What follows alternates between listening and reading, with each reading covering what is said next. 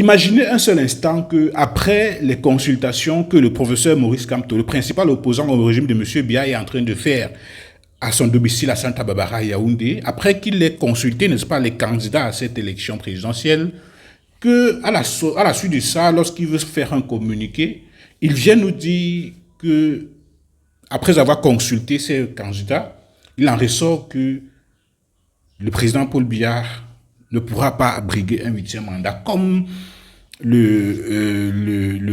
chef, le leader de l'opposition en Côte d'Ivoire, Laurent Gbagbo, a eu à faire en Côte d'Ivoire.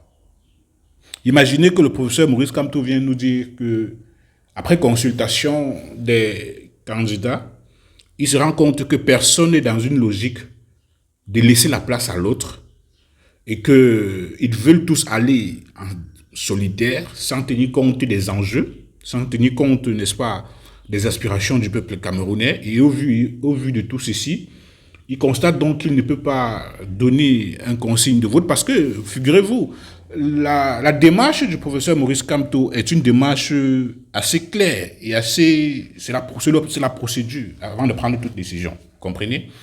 Parce qu'il serait très prématuré que le professeur Maurice Kamto vienne donner une consigne de vote sans toutefois discuter avec les acteurs du processus électoral, ceux-là qui ont été retenus lors de cette élection présidentielle. Il faudrait le noter que le professeur Maurice Kamto ne reçoit pas que les candidats retenus, il reçoit également les candidats non retenus, les membres de la société civile camerounaise, pour qu'ensemble, ils essaient de discuter sur la démarche à suivre pour que les événements de 2018 et les événements de 2020 et les événements, n'est-ce pas, du Conseil constitutionnel du 5 août ne se reproduisent plus.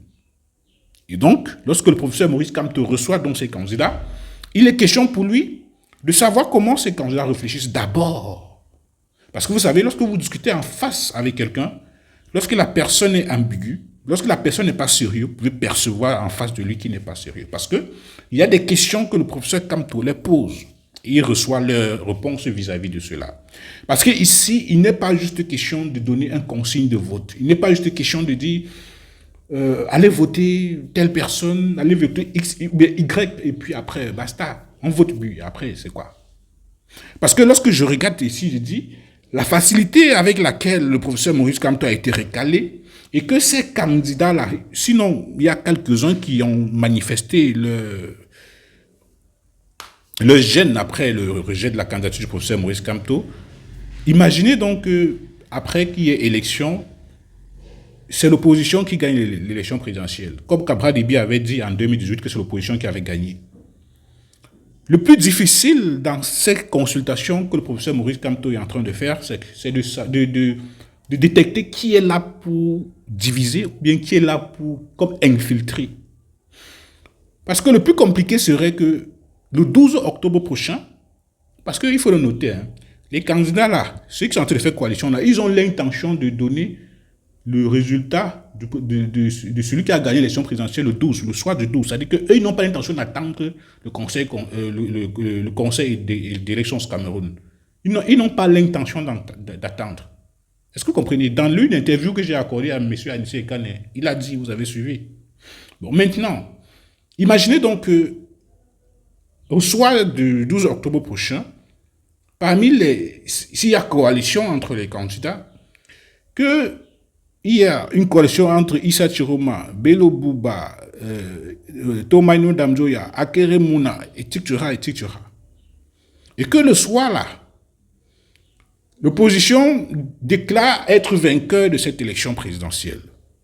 Et un candidat de la coalition que le professeur Maurice Kamto a soutenu vient dire qu'il ne se reconnaît pas à la victoire de l'opposition. Un peu comme en 2018, il y a des autres qui ont dit les conneries et tout, comme vous le savez là, paix à leurs âmes. Et donc, vous avez peut-être un Bello Bouba. Un Bello Bouba, parce que c'est lui qui est dans ma tête. Parce que, je vous ai dit, la confiance en cet homme, c'est vraiment ambigu. Il a des positions ambiguës. Imaginez donc que le soir du 12 octobre, l'opposition déclare avoir gagné l'élection présidentielle. Et que Bello Bouba Magari fait partie de la coalition des candidats qui ont soutenu, je suppose, Issa Chiroma Bakari. Également, il y a Kamto et les autres les membres de la société civile et tout ça. Bello Bouba, Thierry Massor fait une conférence de presse, il dit il est le vainqueur de cette élection présidentielle. Et de l'autre côté, Bello Bouba, qui fait partie de la coalition, dit non, ce n'est pas possible. À l'état actuel des choses, vous n'êtes pas le vainqueur, je suis sur le terrain, nous avons tous les éléments, vous n'êtes pas le vainqueur de cette élection présidentielle. Le plus difficile dans les consultations que le professeur Maurice Kamto est en train de faire, c'est de détecter des gens capables de faire ça. Il ne faut pas simplement faire coalition pour faire. Une coalition peut faire même avec 2 personnes. Ce n'est pas avec le plus grand nombre que ça fait quelque chose. Parce que comme je vous le disais, parmi les 11 candidats, les 11 candidats ne peuvent même pas réunir 2%.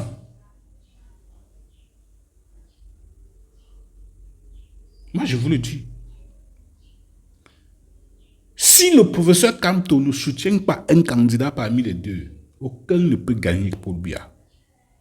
Parce qu'il faut l'accepter. Le président Paul Biya a aussi ses militants. Alors, si on veut faire aller là-bas et dire que le président Paul Biya n'a pas les militants qui lui font confiance, c'est mentir. Le RDPC a les gens qui croient en Paul Biya normalement, c'est-à-dire sans le pain sardine. Le RDPC, c'est-à-dire que les gars, ils ont les fidèles des fidèles. Il y a certes au RDPC des gens qui ne veulent plus, mais à l'heure actuelle, il y a des gens qui sont prêts à mourir pour lui. Si l'opposition part en disant que Paul Biya ne peut pas gagner, gars, vous vous trompez mal. Paul Biya a des fidèles au RDPC, même 1 million de personnes. Et le problème au Cameroun, c'est que avec même 5%, tu peux gagner l'élection présidentielle. C'est ça le problème. Et donc, lorsque nous avons donc tout cet état de choses-là, tout ce que les candidats peuvent faire, c'est de détecter, après, et le professeur Kamto, c'est de détecter qui est sérieux, qui ne l'est pas.